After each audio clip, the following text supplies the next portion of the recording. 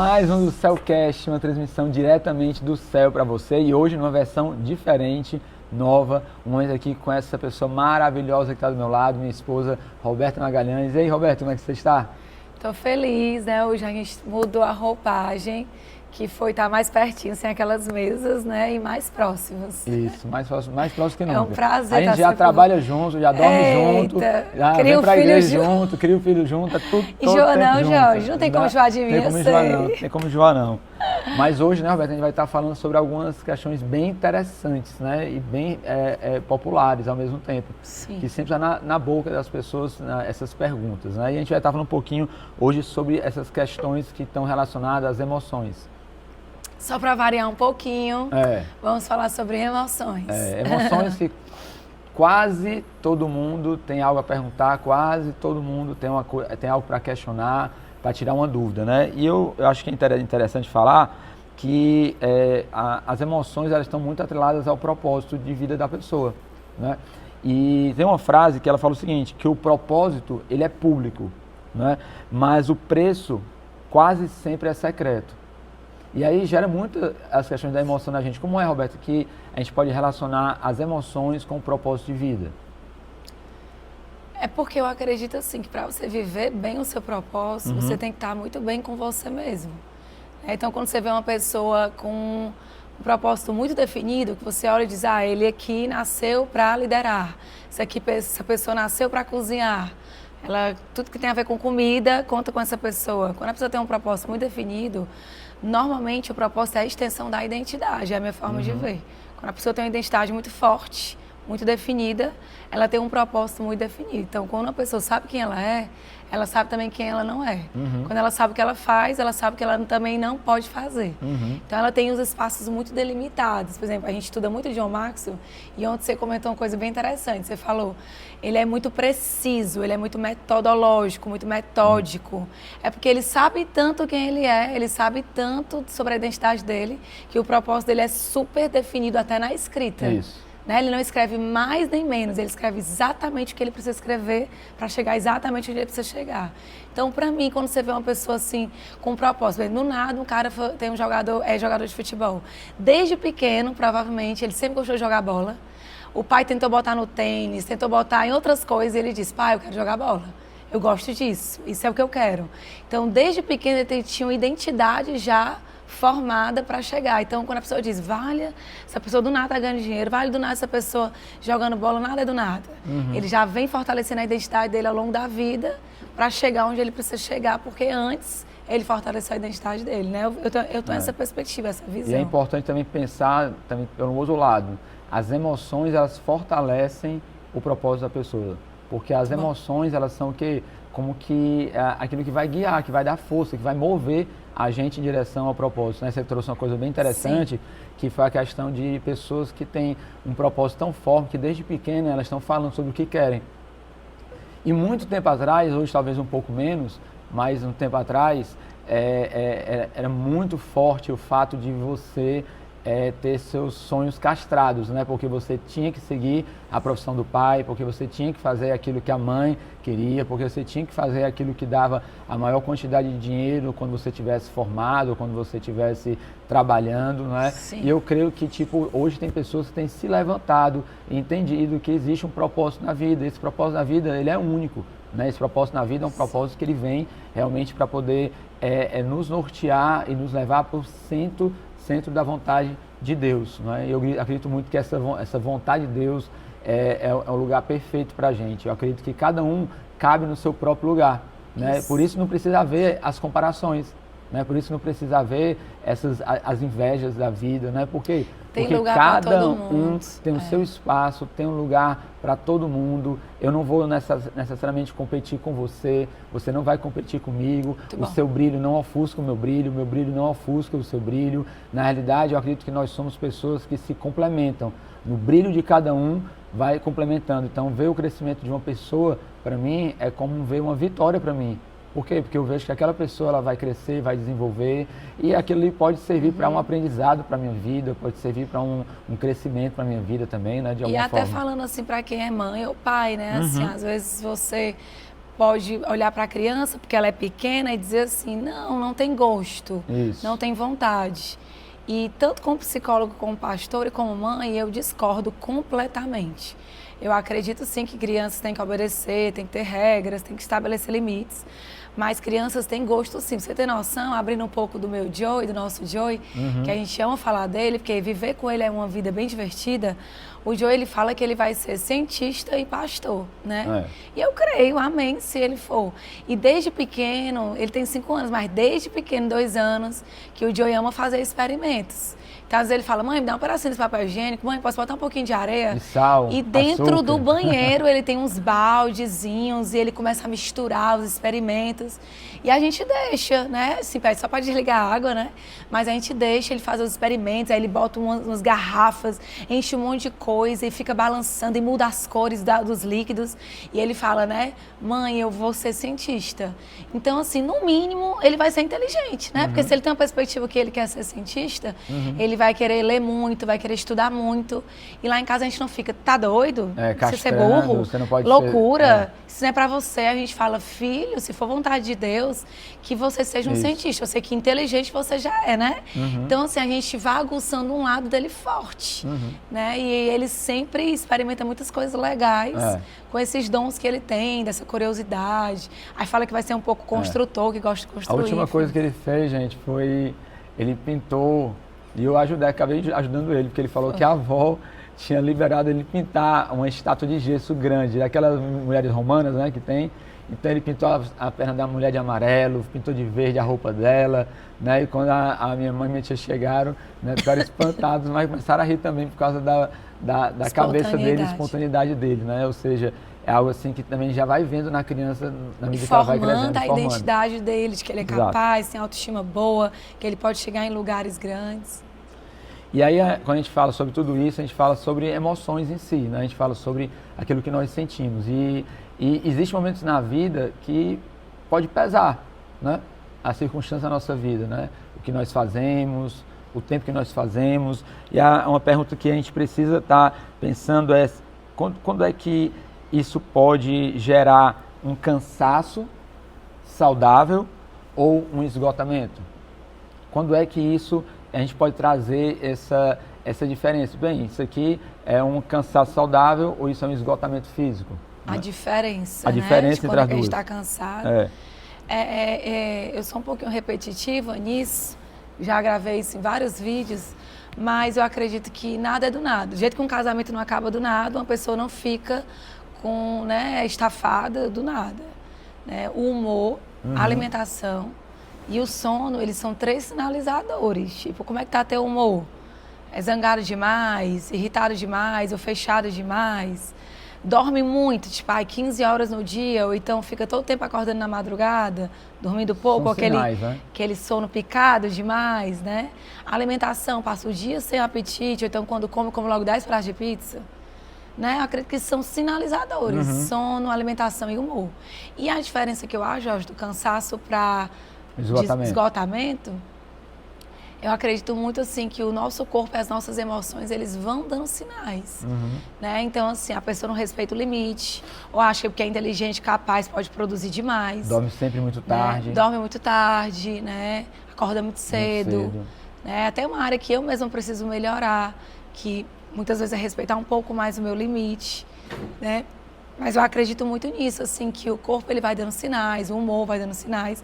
E também as pessoas que estão perto de você, ela vai repetindo coisas sobre o seu comportamento que no começo você acha que é todo mundo chato. E na verdade são pessoas que te amam, dando alguns sinais de que você não está indo bem. E eu acho que é importante, tipo assim, todo dia você faz uma pergunta no final da sua noite. Eu fui bem? Eu estou indo bem? Aí no final da semana você faz uma pergunta, eu estou indo bem? E o indo bem eu estou tratando bem as pessoas que convivem comigo? Eu estou me tratando bem? Que é treinando, cuidando do meu corpo, tendo meu secreto com Deus, me alimentando bem? Eu estou me maltratando? Estou, um pouquinho. Então, assim, você vai fazendo as perguntas, como é que você está lidando com as pessoas, como é que as pessoas estão, o que é que elas estão falando de você e como é que você está se tratando. São perguntas simples. Se você fizer essas perguntas, você vai ver se você está indo bem. Né? E o esgotamento, ele passa por aquela questão de a pessoa se sente acabada em si. A pessoa ela se sente ali como não tendo mais nenhuma energia para dar, tudo fica muito enjoado da pessoa olhar e fazer, já não tem mais prazer. Eu acho que um dos pontos bem importantes aqui, quando se fala de esgotamento, é a falta de prazer de fazer aquilo que você fazia tranquilamente, muitas vezes. Né? Então, essa falta de prazer, ela denuncia o esgotamento. E eu acredito que cansar, todo mundo cansa, né? Ninguém é de ferro. Né? Existe o cansamento que é o cansaço saudável. Né? E o cansaço, na realidade, ele não é uma falta de fé, porque tem pessoas que olham para o cansaço como se fosse, perdi minha fé, não estou mais acreditando. E, na realidade, aquele que está cansado é porque ele precisa voltar à fonte para se recarregar. Muito bom. Que ele precisa voltar àquele que realmente lhe deu a energia, lhe deu o pensamento, lhe deu a sabedoria, lhe deu a força, lhe deu o corpo. E é nessa percepção que a gente precisa entender que eu posso estar cansado de uma forma saudável, mas eu posso migrar para o esgotamento. E para que eu não migre para o esgotamento, eu preciso entender que eu preciso voltar para a fonte de alimentação. Aquilo que me nutre, aquilo que me torna realmente mais forte, que me torna mais saudável, literalmente, né? Então, eu acredito muito tem nisso. algumas coisas bem práticas, né? Dá só um exemplo que veio aqui na minha mente. Agora, eu e meu fantástico mundo de Bob. Por exemplo, WhatsApp. Todo mundo precisa responder WhatsApp. Às vezes é uma agenda, às vezes é uma reunião, é uma viagem, é rotina de filho. Vou levar para o balé, vou levar para o futebol. Só o que acontece? Se você for responder o WhatsApp todo o tempo, você chega a um nível de esgotamento no dia, na semana e no mês. Mas você pode pegar 3 momentos do dia e tirar ali meia hora para atualizar o seu WhatsApp, responder pessoas, marcar seu consultório, responder algumas demandas, né? Às vezes, enfim, fazer uma lista, mandar para alguém uma coisa da igreja. Então, fracionar aquele tempo de entrega. Então, eu acredito muito nisso. Às vezes as pessoas se esgotam por isso. Elas amam treinar, é muito bom treinar 5 dias na semana. Mas às vezes seu filho ficou com febre 2 noites numa semana, você treina 3 vezes na semana. Isso. Talvez você não vá 5 vezes. Então, eu acredito que a pessoa que tem uma elasticidade emocional, uma flexibilidade ela não chega ao esgotamento. Né? Então, assim, eu me passei, comi muito à noite. Pois de manhã já segura ali, já almoça uma saladinha. Eu acho que o equilíbrio é a alma do negócio. Quando geralmente pessoas perde mais rígidas, o equilíbrio, né? pessoas rígidas. Né? Que só funcionam se for daquele jeito, daquela forma, naquele tempo, com aquela pessoa. São pessoas que são mais propensas a ter esse esgotamento emocional. Eu dou até uma dica no consultório, quando eu vejo as pessoas já esgotando, eu falo, por que você vive sua semana tão rígida e só no final de semana você vai ser feliz? Pega o seu filho aí numa quinta-feira, vai assistir um filme no cinema, vai ver um pôr do sol, se seu trabalho termina às 5 da tarde, pisa na areia, se você só entra 10 horas da manhã no trabalho, toma um banho de mar com a sua esposa, fazer coisas aleatórias em dias comuns, que não seja só o sábado e domingo. Tem gente, eu acho que só pode se divertir sábado e domingo. Né? Então, eu acho que essa rigidez demais, ela é um veneno. A diferença do remédio e do veneno... É só a quantidade. Remédio e veneno é só a dose. Sua semana pode ser uma semana de vitória, de alegria, mas se você é muito rígido, muito metódico, muito carrasco com você, com as pessoas, vira um peso para você, para quem convive com você. Né? E é interessante a gente perceber que nós podemos chegar à exaustão, podemos chegar ao esgotamento, e aí vem aquela pergunta, né? O que eu faço para mudar essa história na minha vida, né?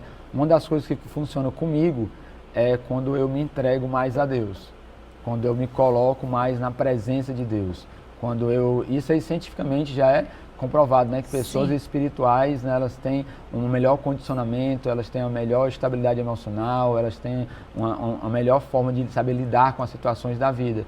E aí quando eu me concentro em orar, em ler a Bíblia, em estar envolvido na igreja, isso ele me energiza, isso me fortalece, isso me deixa mais vivo, isso transforma a forma como eu estou vendo o mundo, a forma como eu vejo as pessoas, né? Porque o esgotamento é também um olhar ruim, né, diante das coisas. Você começa a olhar as coisas com mais desprezo, com mais... É tipo olhar com raiva mesmo, né? E eu acredito que essa vida de busca a Deus é o que muda completamente tudo. Eu acredito que é o início de uma transformação, é o início de uma mudança, é o início de uma quebra de rotinas, né, que a gente começa a estabelecer. né? Como você falou, eu já tive nesse lado do WhatsApp de não conseguir olhar para o WhatsApp e ficar aversivo ao WhatsApp porque não queria responder. Via todas aquelas bolinhas lá vermelhas, pegava, botava o celular de lado e não queria responder porque era muita coisa para responder, né? Graças a Deus isso aí foi um período que eu passei. E respeitar o limite, Isso. né? Assim, por exemplo, eu mesmo como psicóloga, minhas terças-feiras elas são assim absurdas, porque eu atendo de manhã, tarde e noite. E aí às vezes eu chego em casa, eu não tenho força às vezes para pensar nem no que eu vou jantar. Então eu não me falso, eu pego ali uma fruta, tomo um iogurte, vou dormir. Eu não fico, porque eu sou a super mulher, a super mãe, e eu tenho que fazer um mega jantar pro Jorge e pro Joe. Ele já sabe que dia de terça eu chego no meu limite. Então, assim, eu acho que acredito também a pessoa respeitar o limite dela. E, por exemplo, o Jorge, ele é muito da tarde e da noite. Eu já sou muito da manhã, acordo diurna. 4h30, 5 da manhã. Quando dá 10, 10h30, eu digo que se ele me pedir uma água, eu subo com um suco. E eu falo, gente, eu não falo às vezes, cheguei no meu limite? Eu falo, cheguei no meu limite. Só que às vezes eu falo pra eu mesma acreditar e pro Joe e o Jorge acreditar. Eu cheguei no meu limite. Isso não tem nada de errado, isso não é fraqueza. Não, pelo contrário, isso é forma alguma. fortaleza. Você Quando você admitir, sabe né? o que você não consegue mais fazer, né? Você admitir que está naquele ponto já que exige de você prestar atenção em você mesmo, né? Eu vejo assim que essa questão de você olhar para você e se perceber, essa sensibilidade é que precisa existir, porque tem hoje pessoas que estão vivendo no automático, né? Estão vivendo aí no piloto automático, então só o quê? Acorda, trabalha, dorme, acorda, trabalha, dorme, acorda, trabalha, dorme. E estão vivendo a vida já há semanas, há meses e há anos, Isso. né? Muito E interessante. dividir, gente, por exemplo, eu gosto de falar na minha vida, que é o que eu tenho. Lá em casa a gente tem um filho, eu e o Jorge, que é o Joey, e rotina de manhã é igual, né? Um pouco cansativo. Como a gente tem uma semana muito cheia de demandas, final de semana com a igreja, a gente já tem muito definido, tipo, a gente acorda o Joey e ora com ele. Aí o lanche eu faço, organizar a tarefa, eu organizo ali, né, se tá tudo ok, e vou ver café da manhã. O Jorge já vê lá a farda, já dá o banho nele. E a questão do banho, ela já é uma área que me puxa mais. Porque o Jorge fica, eu não vou ficar em pé, eu não quero ficar em pé, não sei o quê. E nesse momento eu acho o Jorge um pouco mais, assim, flexível, sabe lidar melhor. Vai, Joey, bota o pé, bota outro pé, aí conta uma história. E aí o banho é muito dinâmico e muito legal quando é com o Jorge. Já o lanche eu já preparo com carinho, já mando da escola, já sei o que ele quer em casa, já deixo a roupa engomada. Então, assim, eu acho que cada um, Jorge, sabe também o que você é mais forte. E tá tudo bem, eu não fico, eu estou me culpando porque eu não dei o banho do Joey. Não, o Jorge tem um manejo melhor. Ali na hora o Joey já se levanta melhor com ele, as brincadeiras de ir pro banho é mais rápido com o Jorge. E aí cada um saber o que é que naquela hora facilita, porque tem mãe que diz, tudo sou eu, porque eu sou a mãe, eu que faço tudo. Aí no final do dia tá enjoada com o marido, enjoada com a casa, com a família, porque não respeita o seu limite. Então acho que pedir ajuda, delegar tarefas, dividir atividades, também é uma forma de você não chegar ao esgotamento. E a gente está falando sobre esgotamento, sobre exaustão, falando sobre cansaço, falando sobre atividades, falando sobre rotinas de vida, né? Vida real. A vida real, né? E aí vem aquela pergunta assim, como é que eu posso aprender a descansar sem sentir culpa?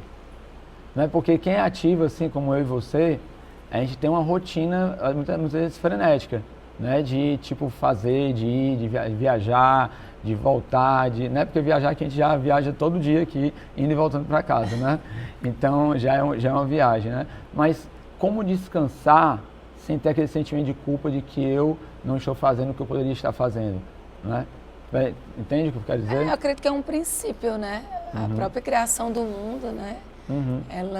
Deus nos ensinou sobre o desacelerar, sobre o descanso. Sétimo dia, Deus Sétimo dia, descansou. O descanso é importante, né? Então, eu acredito que o descansar não quer dizer que a vida vai te levar de qualquer jeito. Eu acho que até de férias, no momento de descanso, você pode delimitar um tempo.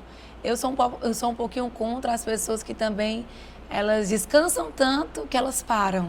Que elas deixam de viver, né? Eu acho que é o meio termo, tudo é equilíbrio na vida. A palavra que vira é o equilíbrio. Eu acho assim, que eu amo descansar, mas se eu passar 24 horas um dia, 20 horas dormindo, eu acho que aí já tem um pouco de negligência, porque eu tenho um filho pequeno, porque eu não fiz as refeições do dia, né? Então, eu acredito que o descanso, ele é algo divino, desde a criação Ele é de Deus, do mundo, né? é de Deus mesmo, é algo de Deus. E eu acho que a pessoa tem que curtir, tem que ter tempo de qualidade com a família, tempo de quantidade. Mas eu também sou adepta de que a vida é muito curta para ser pequena. Então, se eu sou uma pessoa com identidade forte, com um propósito definido, eu também não posso somente descansar ou deixar as pessoas me levarem para qualquer lugar, porque tudo tá bom. Eu acho que a gente precisa saber lugares que a gente tem que estar, lugares que a gente não tem que estar, coisas que a gente tem que fazer, coisas que a gente não tem que fazer. E existe alguns tipos de entretenimento, de descanso, que você olha e vê que seu propósito se afastou. Por exemplo, eu amo viajar, vou tirar aqui uma semana de férias, mas eu sou evangelista. Meu sangue é evangelista. Sou avivalista, onde eu estiver. Se eu estiver com um grupo aqui, eu estou pensando como é que eu posso fazer para orar por esse grupo. Se eu vou para um restaurante, eu estou aproveitando minha viagem para pregar as boas novas para o garçom, para a garçonete, né? Se eu gosto de sorrir, eu posso estar num parque, eu vou encontrar uma forma do meu sorriso fazer com que as pessoas vejam Jesus. Então, eu acredito nisso. Você pode descansar, mas você pode não perder tempo com as coisas de Deus. Usar mesmo as suas férias, sua diversão, para fortalecer o seu propósito e sua identidade. Esse sentimento de culpa, né, que a gente mencionou aqui, está muito atrelado àquela sensação de responsabilidade, né, muito atrelado. Então, quem sente culpa por não estar fazendo alguma coisa é porque ela realmente ou procrastina, ou ela protela, ou ela deixa para depois, ou ela fica empurrando com a barriga as coisas da vida. E, na realidade, descansar te prepara para você fazer aquilo que você precisa fazer. Te devolve a energia para que você possa fazer o que você precisa fazer da forma que você faz, do jeito que você faz, né? De uma maneira inconfundível. Né? Então, eu acredito assim, que esse sentimento de culpa, ele não precisa existir. Tem até estudos que falam, Jorge, que pessoas que estudam para concurso, para fazer Enem, essas coisas, tem muita gente que quer virar à noite, véspera das provas, né? E eles falam que isso chega a uma exaustão e que faz até você esquecer do que você é bom e que você precisa lembrar. Então, pelo contrário, existem estudos que quando você tem, sei lá, um grande campeonato, uma prova, um concurso, uma grande decisão em algo que você precisa ir para uma audiência, uma coisa, normalmente as pessoas sugerem o quê? Desacelera, descansa, dorme bem uma noite, né? Porque aí você, de alguma forma, quando você vai fazer a prova ou vai para algo, um campeonato, uma coisa que você precisa ir, você está com o corpo descansado, a mente, espiritualmente, tudo é equilibrado, né? Então você não chega à exaustão véspera de uma grande decisão, né? E aí, mudando um pouquinho de viés, né? Gato pra cachorro, obrigada. A gente chega num ponto aqui onde eu queria falar um pouquinho sobre liderança. A gente falar um pouquinho, trocar uma ideia sobre liderança, né? E as pessoas que elas não se permitem ser curadas, elas lideram através da dor. Pessoas que elas não se permitem ser tratadas, curadas, que não se abrem, que não permitem, né, de ser tocadas emocionalmente, né, para ser tratadas, elas acabam liderando a partir de uma dor, né? E aí uma pergunta aqui para mim e para você, né, para a gente poder refletir um pouquinho, né? O que muda na nossa liderança depois que nós decidimos ser emocionalmente saudáveis? Né? Eu acredito que isso é uma coisa da nossa vida desde o princípio, né? De ser emocionalmente saudável, né? Mas para você, Roberta, o que mudou na tua liderança a partir do momento que você teve a percepção de que ser emocionalmente saudável é importante? Eu acredito que eu passei a liderar melhor, primeiramente minha vida, né? Por exemplo, antes as pessoas traziam demandas para mim como líderes, eu achava que ser uma boa líder é responder tudo, ou responder rápido. Você está prontamente na resposta. E aí, quando eu entendi que fui me tornando, que é um processo, né? A gente vai se tornando emocionalmente mais saudável, mas tem dia que a gente não quer se levantar, tem dia que a gente não quer responder um WhatsApp, acontece, faz parte da jornada, né? Eu gosto muito de ter aquele versículo, aquele que pensa que está em pé, cuide para que não caia, né? Mas o que me ajudou foi entender que quando para liderar, a gente tem que estar muito bem emocionalmente. E o muito bem emocionalmente é saber que tem dia que a gente não está bem e respeitar o nosso limite. Então, eu era muito imediatista. Logo, eu sou acelerada, minha mente é mais agitada, né? Deus me deu assim uma capacidade de criatividade, de pensar, de memorizar bem boa. É uma área forte minha. E aí eu achava que quando a pessoa me perguntava, por eu ter uma capacidade, eu tinha que responder logo. E hoje eu entendo que tem coisa que pode ser respondida de imediato, tem coisa que precisa de um dia, tem coisa que precisa de um mês. Então, acredito que ser emocionalmente saudável me ajudou a respeitar o meu tempo de resposta, o meu tempo de lidar com as pessoas, até numa reunião. Tem gente que você traz algo, ela responde de imediato, tem gente que fala que não sabe responder, tem gente que fala que vai pensar, e tá tudo bem, o tempo de cada um. Então, acho que, não sei se é isso que tu me perguntou, mas eu acho que é mais ou menos essa pegada, né, de que quando você sabe lidar com suas emoções, você lidera de uma forma mais forte e equilibrada, né? E ser emocionalmente saudável, né, é uma questão tão atual, né, diante do que o mundo está passando, né, onde há um crescente número de pessoas com ansiedade, um crescente número de pessoas com depressão, pessoas que têm sofrido de pensamentos invasivos, com pensamentos invasivos. Na clínica mesmo, né, que eu atendo, eu vejo pessoas sofrendo assim muito com ansiedade, muito com depressão, com pensamentos invasivos e outros tipos de transtornos até. Né? E ser emocionalmente saudável é você ter essa vida, sabe, mais tranquila, né? Você ter um controle emocional, é você saber que as emoções elas vão surgir, mas elas não têm a capacidade de te dominar, né? Alguns momentos elas conseguem dominar, por quê? Porque nós não estamos preparados para poder vivenciar. O que eu gosto muito de pensar é sobre a questão de reservas, né? Sobre ter reservas, né? Todos nós precisamos ter reservas. E o momento de se fazer reserva espiritual, reserva emocional, reserva no sentido geral da vida, é no momento que a gente está bem. Por quê? Porque enquanto eu estiver bem, eu estou lendo livros, eu estou trazendo conteúdo, eu estou aprendendo a me controlar emocionalmente, eu estou tendo uma maior facilidade em trazer questões importantes para mim, porque é no momento que vem o deserto, né, no momento que vem a dor, no momento que vem a dificuldade, eu estou preparado para andar por ela. Então eu digo muito para as pessoas, se você quer viver uma vida emocionalmente saudável, se você quer viver uma vida onde literalmente você consegue vencer a batalha do dia a dia, é quando você começa a viver uma vida com reservas, fazendo reservas para a sua vida, né? E fazer reservas emocionais é você entender seus sentimentos, né? É você perceber seus sentimentos, é você falar sobre seus sentimentos, né? Uma coisa que eu aprendi muito na vida é que eu preciso abrir meu coração para poder deixar aquele sentimento sair e ali ele ser ressignificado, né? Ali ele ser reconstruído e ele me levar a entender quem eu sou, me levar a entender como é que eu posso fazer aquilo que eu quero fazer, né? E me respeitar, porque algo que eu percebo muito é que pessoas que vivem uma vida não muito bem saudável emocionalmente são pessoas que não se respeitam. Ela não respeita o seu tempo, não respeita o seu modo de ser, elas não aceitam a sua estrutura natural de vida, estão todo o tempo comparando-se com outras pessoas, invejando outras pessoas, porque elas não aceitam ali a sua vida como ela é. Então ela está procurando sempre a vida do outro, está procurando o melhor do outro, procurando aquilo que o outro tem, ao invés de olhar para si e ver quais são as suas capacidades, quais são os seus valores, quais são as suas habilidades, né, como você mesmo falou aí, né? Então veja assim que ser emocionalmente saudável, ele é uma área muito importante, não somente na liderança, mas na vida como um todo, né? E aí a gente está chegando para o fim, mais um fim do Cellcast, né, com esse tempo maravilhoso, onde nós podemos aqui falar sobre alguns assuntos que com certeza vão tocar a sua vida, vão ministrar seu coração, que você possa fazer parte de tudo isso que a gente está fazendo, divulgando sim esse link, esse vídeo, para que outras pessoas sejam alcançadas e outras pessoas elas possam conhecer um pouco mais, né? Não somente da nossa vida, mas conhecer a respeito de temas que são abordados aqui, como hoje tivemos aqui diversos, né? Quer falar alguma coisa, Roberto, para encerrar? Eu quero só encerrar assim, a minha fala falando que eu digo que eu nasci para falar coisas óbvias. É muito raro eu falar uma coisa que ninguém nunca ouviu.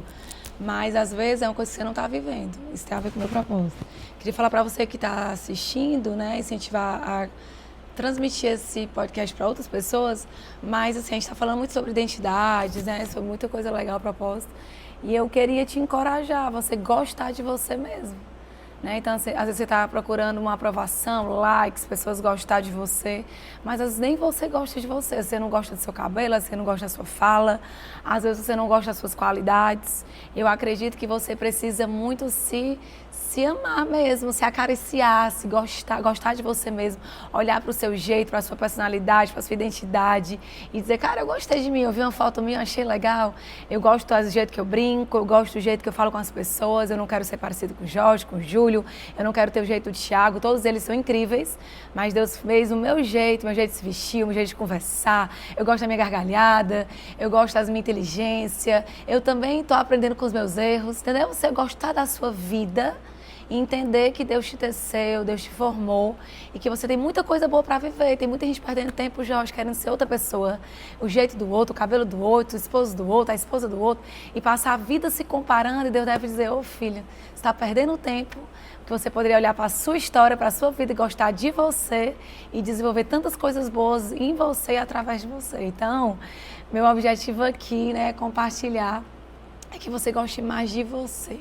Ame a sua história, ame a sua vida e veja que Deus tem um propósito muito grande para você, da sua altura, com a sua família, com essa voz, com essas qualidades, até com esses defeitos. Deus tem um propósito na sua vida. Né?